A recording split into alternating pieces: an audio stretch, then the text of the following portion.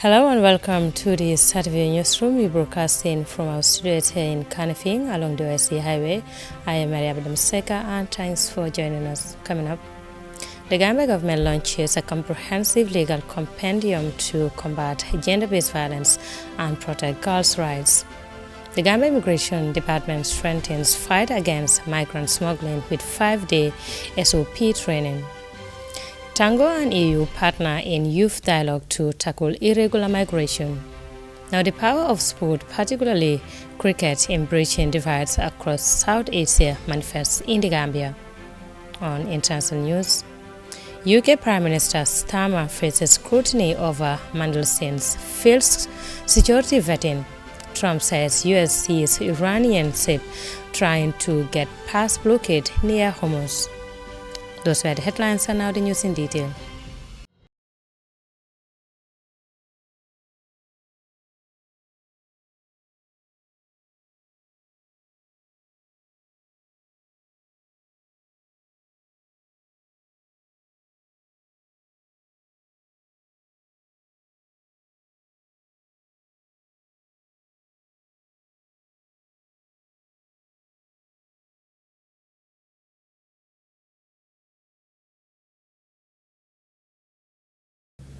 Many thanks for joining us. Now, the Gambian government has unveiled a comprehensive 76-page compendium of legal instruments designed to combat gender-based violence, focusing particularly on the rights of adolescent girls and young women. This launch coincided with the recently concluded Sweat Pros Project 2026 Regional Summit, which emphasized a zero-tolerance stand on gender-based violence. In this report, the compendium text was developed through a collaborative digital platform involving key stakeholders such as the Directorate of Population Affairs, the World Bank, the Female Lawyers Association of the Gambia, the Ministry of Gender, Children and Social Welfare, and the Ministry of Justice. It consolidates national, regional, and international legal frameworks relevant to protecting children, adolescent girls, and youth. Ismaila Jajasi, the Deputy Director of the Population Affairs, and Dr. Laila Hanifa, World Bank Legal Focal Point for West and Central Africa, has this to say. Serves as a one-stop shop to ease access to justice for victims of SGBV, communities, and legal advocates. It represents an immense milestone for the Gambia in our effort to bring an end to SGBV. However, as we celebrate this milestone, we must also confront the realities of why this document is so desperately needed in the Gambia. Interestingly, the acts, that is this SGBV case, actions on SGBV cases in the Gambia are not mostly frequently perpetrated by strangers. So we work collaboratively with the legal platform, and today, marking the launch of the legal compendium is not just symbolic, it's actually a call for action. And I was telling my colleagues from the legal platform that it couldn't have come at a better time than today, because for us, this launch actually embodies a call not only for action, but actual action on the GBV agenda, which is what this forum, the First Lady's Sweat Plus Forum, has been doing for the last 3 days. Despite robust legislation, barriers such as poor public knowledge and inaccessibility of laws hinder effective protection. The National Compendium aims to overcome these obstacles by improving access to legal text and raising awareness, marking a significant step forward in the government's efforts to eliminate discrimination and promote gender equality. But more than a compilation, it is a tool for clarity. It reflects the structure of our legal system, acknowledging the interplay between constitutional protections, statutory laws, customary practices, and international obligations. It situates these frameworks within the lived realities of girls and young women, particularly in the areas such as education, protection from violence, access to justice, and social and economic participation. Honorable Tumanjai, a member of the NASA Assembly Select Committee on Gender Affairs, drew attention to recent parliamentary attempts to repeal the anti-FGM law. She stressed the urgent need to bridge the gap between existing laws and realities on the ground urging widespread dissemination of the compendium to ensure effective community-level implementation. This launching, therefore, is an affirmation of our dear leaders, especially us as lawmakers and citizens, in ensuring that every girl is protected by the law and empowered by knowledge and supported by systems that uphold their rights. Solicitor General and Legal Secretary at the Ministry of Justice, Hussein Tomasi, described the launch as a major milestone, highlighting the compendium's role in empowering women and girls by providing a solid legal foundation for their protection. The degree of a country's development is actually measured by the status of its women. The launch of this compendium, therefore, is not merely a legal milestone. It's a decisive step towards empowerment, justice, and national progress.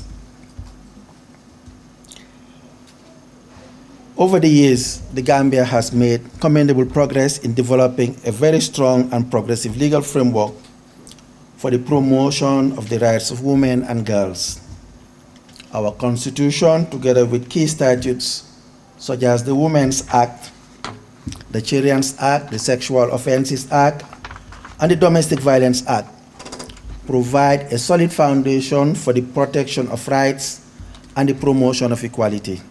The Minister of Gender, Children and Social Welfare, Honorable Fatou Kinte, reaffirmed the government's unwavering commitment to ending violence against women and girls. She praised the legal platform for compiling essential legal tools that will strengthen efforts to safeguard the rights and dignity of every woman and girl in the Gambia. The development of this legal compendium comes at a critical time while the Gambia has made commendable progress in enacting laws and policies that protect the rights of women and girls.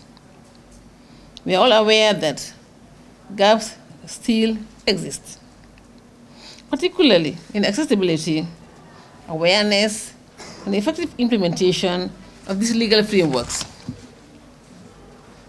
This compendium responds directly to those challenges by consolidating relevant legal texts into a single, accessible, and authoritative reference document. The compendium serves as a vital reference for law enforcement, judicial officers, civil society organizations, and communities, helping to address challenges such as child marriage, gender-based violence, lack of access to education, and youth unemployment. It also aligns the Gambia's legal framework with key African Union instruments like the African Charter on the Rights and Welfare of the Child and the African Youth Charter, as well as international commitments under the United Nations Convention on the Rights of the Child, CEDAW, and the Sustainable Development Goals. This initiative, supported by the Sub-Saharan Women Empowerment Demographic Dividend Sweat Plus project, represents a decisive move toward a safer, more inclusive society where the rights of women and girls are fully upheld.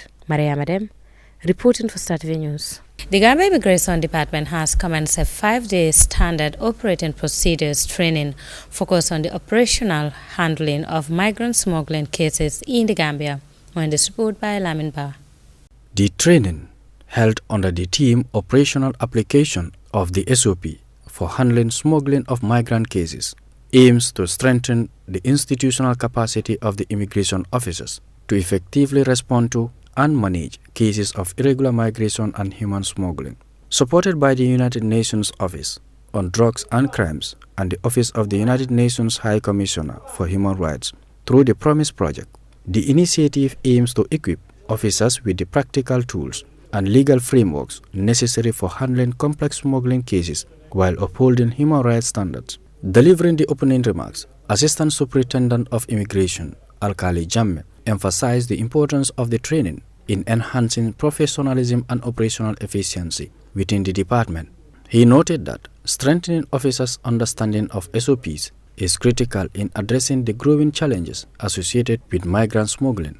This training is actually very key and pertinent as it underpins the commitment that GID puts on managing migrants and managing our borders effectively and consistently. The training funded by UNODC under Promise 5 project comes at a critical time as we continue to strengthen our collaborative response and on the evolving challenges of irregular migration. This is very key because without this training, we're going to boost the capacity of the officers. And as you all know, migration is actually evolving over the years, and capacity building is important. Also speaking at the event, a representative from the United Nations Development Programme highlighted the significance of the SOP in guiding officers on proper procedures when dealing with cases of irregular migration. She noted that the 5-day training will cover key modules designed to ensure that officers are well equipped to manage cases in a structured, lawful, and human manner. Over the next 5 days, we hope to strengthen not only of our understanding of the SOP itself, but also its application, either you are in the office or you are in the border post, either at the land border or at the air border, wherever you are, the SOP also applies. As we know, smuggling of migrants cases often present complex operational protection and legal challenges. This makes it essential that responses are guided by clear procedures, sound judgment, interagency cooperation, because it's not something that only GID can do. Every other agency also needs to support them to ensure that we have full respect for human rights, including the rights of the migrants that are in vulnerable situations. Commissioner General of Operations, Suleiman Kujabi, speaking on behalf of the Director General of Immigration, underscored the department's commitment to strengthening its operational capacity. He reaffirmed GID's dedication to combating migrant smuggling through coordinated efforts, adherence to legal frameworks, and continuous capacity building for its personnel. Standard Operation Procedure SOP we are operationalizing today was developed with the technical leadership and support of international partners such as UNODC in close collaboration with national stakeholders. This is a significant milestone for Gambia Immigration Department as it provides a structured, standardized and right-based framework to guide officers in handling smuggling of migrant cases effectively and professionally.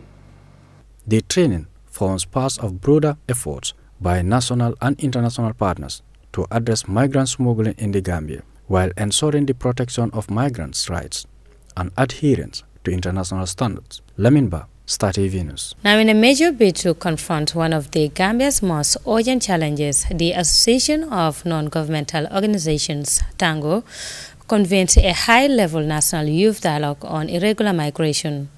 Backed by the European Union, the forum drew government officials, civil society leaders, and young people to address the rising tide of backway journeys.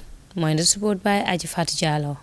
The dialogue comes as 2024 is officially recorded as the deadliest year for migrants worldwide, intensifying calls for safe, legal alternatives and homegrown opportunities for Gambian youth. At the Ozone Bay Hotel, the atmosphere was one of the urgent reflection. Stakeholders grapple with a crisis draining the nation of its youngest and brightest. Leaders emphasized that while the pursuit of a better life is natural, the backway remains a path of no return. From awareness campaigns to new bilateral labor agreements, the message was clear. Migration must be a choice, not a desperate necessity. Ndai Sering Bakurin, Executive Director of Tango, underscored that solutions begin with self-belief. She urged youth to recognize their capacity to achieve at home what they seek abroad. There are a lot of opportunities in this country which people should make good use of. What you want to go and look for somewhere else, you can find it in your own country. You need to build your capacity. Nobody is saying one shouldn't live, but do it the right way. That is very important. And Tango joins everybody to work together so that we can have proper migration in the context of sustainable development, in the context of the National Development Plan, and of course within the context of Tango's strategic plan. EU Ambassador Roca Immaculada Cortex noted that while migration has historically saved cultures, it must be safe and legal. She reaffirmed the EU's commitment to supporting the Gambia in combating irregular migration. By criminal networks, harms everybody. Migrants, families, societies that they are left behind, and societies that receive them. as well. The Gambia is at the heart of the challenge as a country of origin, as a country of transit more and more, and we hope increasingly as a country of opportunity. The European Union is proud to support your government's effort, including the national migration policy, which reflects a holistic approach to managing migration. Mrs. Yadikon Yai Eribo, chairperson to Tango, stressed that irregular migration is not only a youth issue, but also a governance and gender issue, requiring urgent attention. Dialogue today, we must recognize that irregular migration is not merely a migration issue. It is a development issue, a governance issue, and fundamentally a youth and gender issue. Addressing it requires coordinated actions across sectors, sustained investment in human capital, and a commitment to creating opportunities that allow young people to build their futures within the Gambia. Fatou Kiné Diop, Permanent Secretary at the Ministry of Foreign Affairs, highlighted the extreme risks of irregular migration. Deputy Permanent Secretary Abraham K. Mendy of the Ministry of Interior revealed that the government has signed bilateral agreements to enable safe youth travel, aiming to a better managed migration. The government of the Gambia acknowledges that migration is not inherently a challenge. It is a powerful driver of development, innovation, and cultural exchange when it is safe, orderly, and regular. However, the risk associated with irregular migration, especially among our youth, continue to demand urgent and coordinated attention. Too many young Gambians continue to embark on perilous journey, often driven by misinformation and external pressures with devastating human consequences. As a mitigation measure, concerted efforts are being made to discourage irregular migration while promoting safe, orderly, and regular migration pathways, as alluded to by the Permanent Secretary, Mofa. To that end, government has signed bilateral labor agreements and continues to engage with more partner countries to provide opportunities for our youth to travel in a safe and dignified manner. The urgency of today's dialogue is underscored by sovereign reality. 2024 stands as the deadliest year on record for migrants, with thousands of lives lost at sea and in deserts. As the forum concluded, the call to action remained focused on building a Gambia where youth feel empowered to secure their future on solid grounds rather than risking them on perilous journeys. For Star TV News, I am Ajifatu Jallo.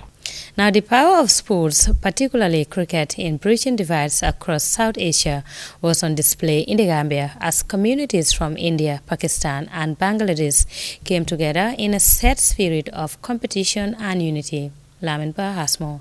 The Asian Cricket Committee of the Gambia, in collaboration with the Indian Social and Cultural Association, officially opened a cricket tournament in Fajara over the weekend. The event brought together players and spectators from the Gambia and the South Asian diaspora, reinforcing how sports can transcend political and historical differences. India, Pakistan and Bangladesh. The histories of these countries are deeply intertwined, shaped by colonial rule, petition, and conflict.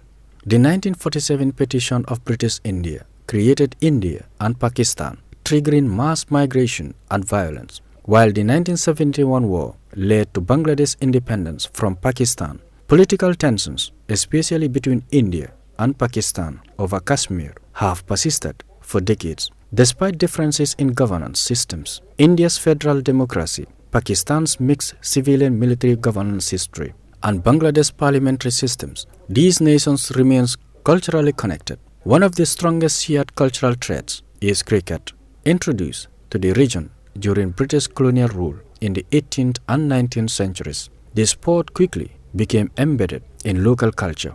India played its first official test match in 1932, Pakistan in 1952, following its independence, and Bangladesh, after years of development, gained test status in 2000. Over time, cricket evolved into more than just a game. It became a symbol of national pride and regional identity, often reflecting both rivalry and unity. More on this cricket tournament with Dr. Hafiz Mohammed Asif, General Secretary of the Asian Cricket Committee Gambia. This tournament is being organized by the Asian Cricket Committee Gambia in collaboration with the Indian Social and Cultural Association ISCA.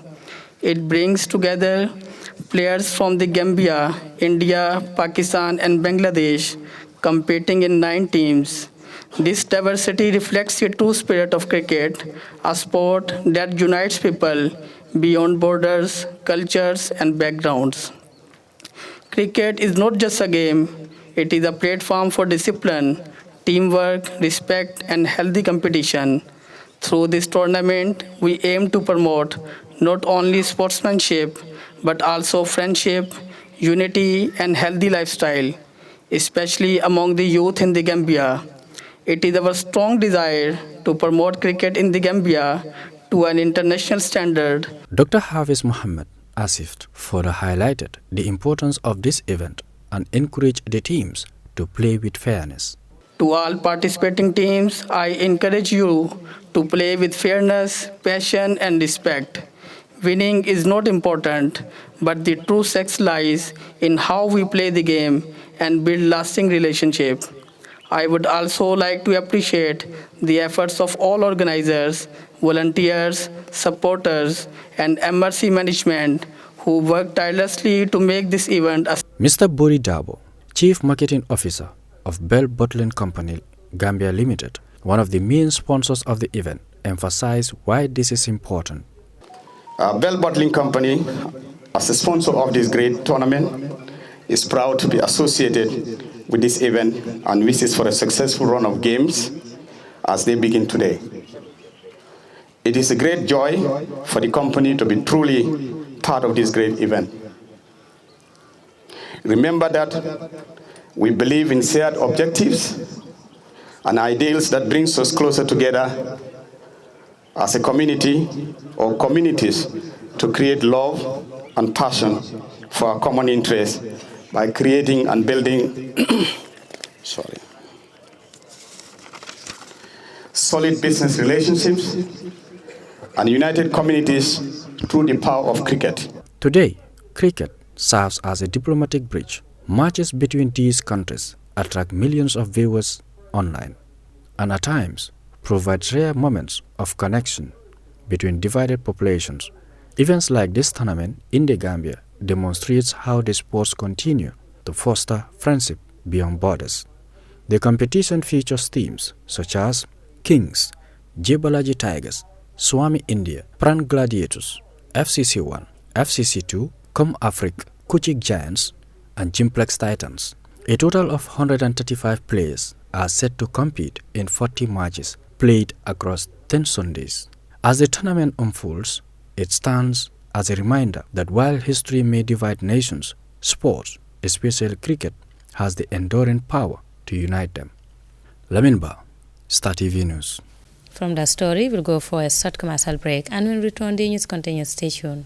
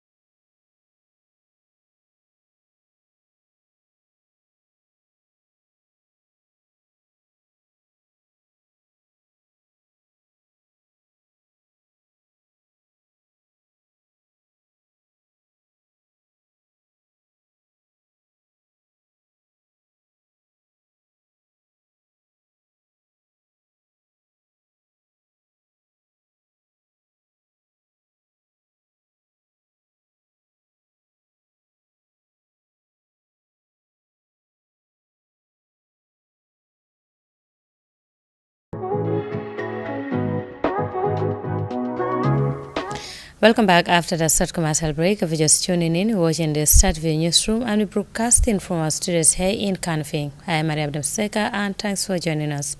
Let's now save our attention to some international news. Keir Starmer faces scrutiny over the failed security clearance of his former envoy to the U.S., Peter Mandelson, and over when he knew about it. The revelation that Peter Mandelson, British former ambassador to the United States, failed security vetting but was appointed anyway has plunged Prime Minister Keir Starmer into a deepening political crisis. Starmer claims he was not informed of the vetting failure when Mandelson was approved for the post, despite the ambassador's past ties to convicted Jeffrey Epstein and business links with Russia and China. The scandal has already cost several senior officials their jobs, including Starmer's chief of staff, and opposition politicians accuse the Prime Minister of misleading Parliament. With local elections looming and Labour's poll numbers falling, the affair threatens both Starmer's credibility and his authority. Azira Sona Gallego reports from London. It's a political controversy that refuses to go away, and questions are swirling about the UK Prime Minister renewing concerns about his judgment. When did Keir Starmer find out Peter Mandelson had failed the government's vetting process, and what did he do about it? The revelation that his US ambassador did not obtain security clearance but was approved anyway comes against the backdrop of growing tension with the Trump administration over the Iran war. The Prime Minister says he's shocked and furious.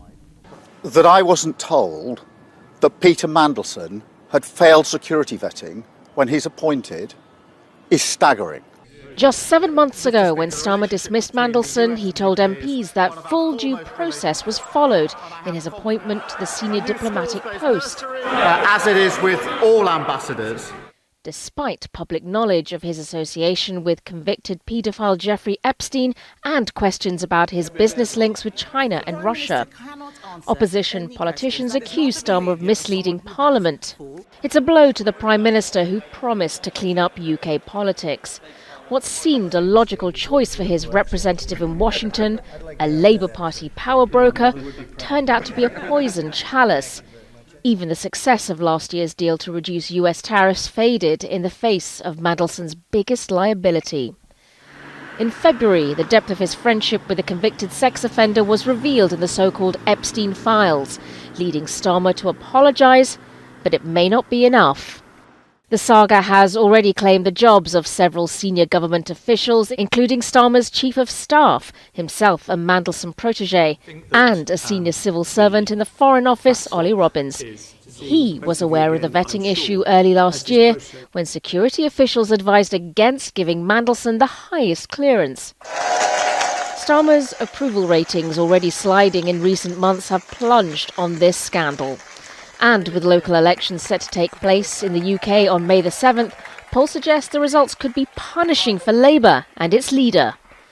The political danger for Keir Starmer is clear. If he did know about the issues with vetting, then his credibility is in trouble.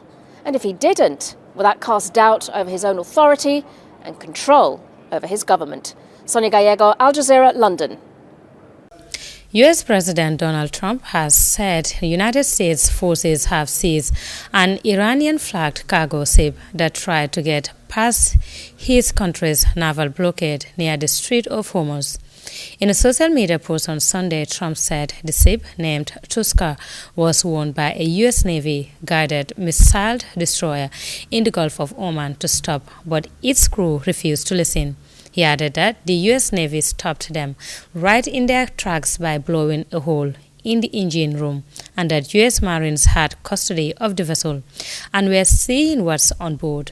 The U.S. Central Command said Tuskar was headed to the Iranian port of Bandar Abbas and ignored multiple U.S. warnings over 6 hours to evacuate the engine room. Al Jazeera's Rosaline Jordan reports from Washington, D.C. Motor vessel Tosca, vacate your engine room. Tensions worsening in the Strait of Hormuz on Sunday. U.S. President Donald Trump announced on social media the U.S. Navy bombed and then seized the Iranian cargo ship Tuska as it tried to evade the American blockade. The U.S.'s first detention of an Iranian vessel happened as Trump's hand-picked negotiators flew back to Pakistan for a new round of talks to end the war, now in its 8th week.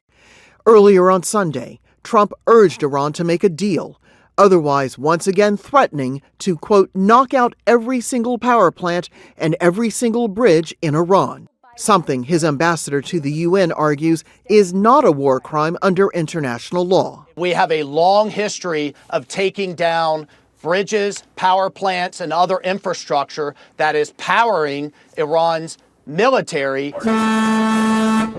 But with the U.S. military's seizure of the Tuska, the risk of renewed fighting is rising, along with the possibility of stalled progress in Islamabad. Rosalind Jordan, Al Jazeera, Washington. I'm afraid the story brings us to the end of this news bulletin, but before we go, a quick recap of the main headlines. The Gambia government launches a comprehensive legal compendium to combat gender-based violence and protect girls' rights. The Gambia Immigration Department strengthens fight against migrant smuggling with 5-day SOP training. Tango and EU partner in youth dialogue to tackle irregular migration. Now, the power of sport, particularly cricket, in bridging divides across South Asia manifests in the Gambia. On international news, UK Prime Minister Starmer faces scrutiny over Mandelstein's failed security vetting. Trump says US sees Iranian ship trying to get past blockade near Hormuz. That's all we have for you in this edition of the news. Do join us tomorrow for another bulletin. But in the meantime, do enjoy the rest of our programs and have a wonderful night. Thanks for watching.